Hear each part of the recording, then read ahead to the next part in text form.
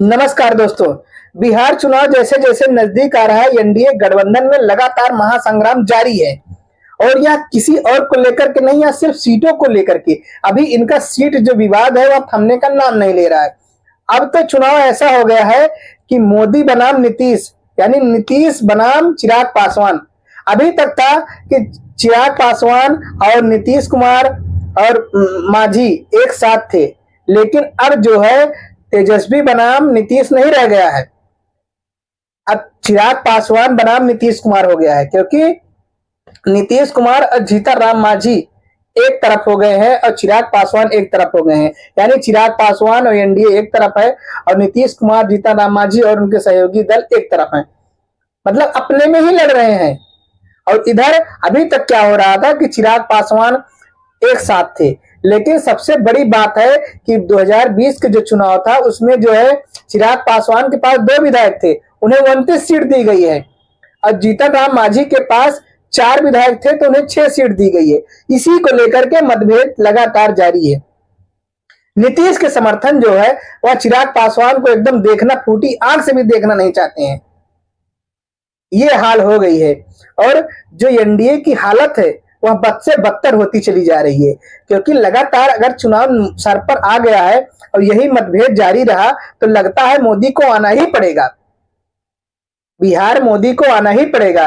और अमित शाह जो सोच रहे थे वह सारा गेम पलट गया है। सबसे बड़ा सवाल यहां पर यही था कि आखिर में मुख्यमंत्री कौन बनेगा, और इसी को लेकर के सारा जो सिस्टम है वहीं पे हैंग हो गया। क्योंकि महागठबंधन ने अपना मुख्यमंत्री जब से ऐलान किया है तब से इसमें रेस और ज्यादा हो गई है। एक तरफ दूसरी पार्टी कह रही है कि हमारा मुख्यमंत्री ये है, और तुम कह रहे हो कि जो है हमारा मुख्यमंत्री विधायक दल की बैठक के बाद होगा, और उसके बाद में चिराग पासवान को आप इतनी ज्यादा सीट दे रहे हैं। यही महासंग्राम है। और लगता है कि इस बार चुनाव में, बिहार चुनाव में बीजेपी की ऐसी हालत होगी कि शायद ऐसी पहली कभी हाल हुई ही नहीं हो। भले ही वहां गुण गा ले अपना कि जो है हमारी सरकार बन रही है, हमारी सरकार बन रही है, लेकिन इस बार लगता नहीं है कि बिहार में जो है एनडीए की जो है सरकार बनेगी। महागठबंधन बाजी मारने के लिए तैयार खड़ा हुआ है, वह हर मौके की तलाश में है। और सभी लोग शुरुआत में यही कह रहे थे, जब एनडीए गठबंधन में जो है नीतीश कुमार शामिल हुए थे तब सब लोग यही कह रहे थे कि जो है अब जो है तेजस्वी बनाम जो है नीतीश कुमार चुनाव हो रहा है। लेकिन चुनाव जैसे जैसे नजदीक आ रहा है, यहाँ बढ़ता जा रहा है, दूरियां बढ़ती जा रही है। अब तो चिराग पासवान बनाम नीतीश कुमार हो गए। तो इस तरीके जो गठबंधन हुआ है या गठबंधन फेल होता नजर आ रहा है। जो समीकरण जो है अमित शाह बैठाए हुए थे यहाँ फेल होता नजर आ रहा है। और एक चीज आप और देख लेना, नीतीश कुमार चुनाव के बाद अगर उन्हें बराबर सीटें नहीं मिली तो वहां पलटी मार सकते हैं। क्योंकि सभी लोग जानते हैं और सभी लोगों को यह पता है कि नीतीश कुमार को अगर मुख्यमंत्री नहीं बनाया गया तो वह जट से पलटी मार देंगे। अगर वहां पलटी मारे तो एनडीए यानी भाजपा के अंदर इतनी औकात नहीं है कि वह अपनी सरकार बना दे।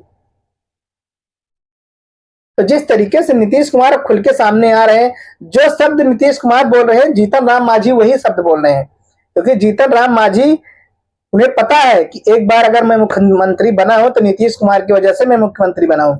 अगर मुझे मुख्यमंत्री की कुर्सी मिली थी तो वह नीतीश कुमार की वजह से मिली थी। उस एहसान को वह नहीं भूलना चाहते हैं। और यही भी होना चाहिए कि अगर अगला आपके साथ में खड़ा था तो आपको भी खड़ा होना चाहिए, चाहे जो भी मुसीबत हो। लेकिन चिराग पासवान को देख लीजिए आप, किस तरीके से जो है सीट का बंटवारा हुआ, और उनके पास सिर्फ 1-2 विधायक है, उन्हें 29 सीटों पर चुनाव लड़ने के लिए दिया गया। कहीं ऐसा ना हो जाए कि जो है सारा सिस्टम फेल हो जाए। और ऐसा देखकर लग रहा है कि या तो नीतीश कुमार, जीतन राम मांझी और चिराग पासवान को दिल्ली जाना पड़ेगा, और या तो अमित शाह और मोदी को बिहार आना पड़ेगा, पटना आना पड़ेगा। तभी इस खेल का कुछ समीकरण बदल सकता है। क्योंकि 14 नवंबर को चुनाव है और लगातार जो है ये देखा जा रहा है कि ये फूट जो है बढ़ती जा रही है। दोनों कार्यकर्ता आपस में मिलने को तैयार नहीं है, चाहे चिराग पासवान के हुए या नीतीश कुमार के। नीतीश कुमार के समर्थक तो साफ कह रहे हैं कि मुझे चिराग पासवान की जरूरत नहीं है, मुझे चिराग पासवान से कोई मतलब नहीं है, हम चिराग पासवान को फूटी आंख देखना नहीं चाहते हैं। तो इस तरीके से ये जो हाल है ये लगातार चल रहा है बिहार चुनाव में। अभी देखिए आगे आगे क्या होता है। और जो समीकरण दिल्ली से बना रहे थे वहां समीकरण फेल होता नजर आ रहा है, क्योंकि दिल्ली का जो समीकरण है वह बिहार में चलने वाला नहीं है। बिहार में जो आप देख रहे हैं बिहार की राजनीति अलग है। आप सोचे 10,000 रुपए देकर वोट खरीद लेंगे तो बिहार में यहाँ संभव नहीं है, क्योंकि आपका 10,000 रुपया भी जाएगा और वोट भी जाएगा। क्योंकि बिहार के लोग अब समझदार हो चुके हैं, उन्हें अपना भविष्य पता है और अपना मुख्यमंत्री पता है कि हमारा कौन मुख्यमंत्री मार्गदर्शक में अच्छा होगा, कौन हमें अच्छी राह दिखाएगा, कौन हमारा विकास कर सकता है। इसी मुद्दे को लेकर के लगातार जो है तेजस्वी की जो पार्टी है, महागठबंधन है, वो आगे बढ़ रही है और हर क्षेत्र में उसे सफलता मिलती चली जा रही है। और अभी जो है एनडीए गठबंधन ने अपना मुख्यमंत्री तक ऐलान नहीं किया है, तो जनता किसे देखकर वोट देगी, किसे जानेगी कि हमारा मुख्यमंत्री है। आप चुनाव के बाद आप किसे मुख्यमंत्री बना देंगे, या जनता को कैसे पता। जिसे आप मुख्यमंत्री बनाए जनता उसे ना देखना चाहे तो क्या करेगी। आप लोगों को हमारा यह वीडियो कैसा लगा और बिहार के चुनाव पे क्या राय है आपकी, आप हमें कमेंट में जरूर बताएं। क्या बिहार में जो है नीतीश मुख्यमंत्री बनेंगे या तेजस्वी यादव। अगर चैनल पर नए हैं, चैनल को लाइक करिए, शेयर करिए और सब्सक्राइब करिए। धन्यवाद।